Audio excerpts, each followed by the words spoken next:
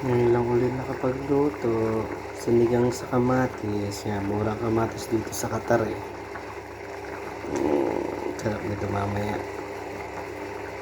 Ano, maapaw sa kamatis oh.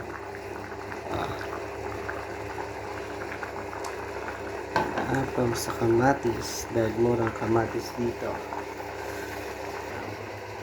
Yan ang aking palagay na gulay. Maapaw sa kamatis. Oh, maapaw sa kamatis yan. Maapaw sa kamatis. Dahil mura ang kamatis dito sa Qatar.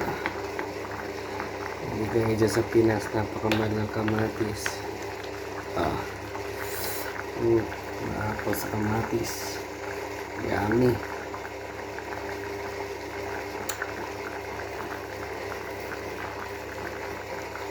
Sinigang sa kamatis.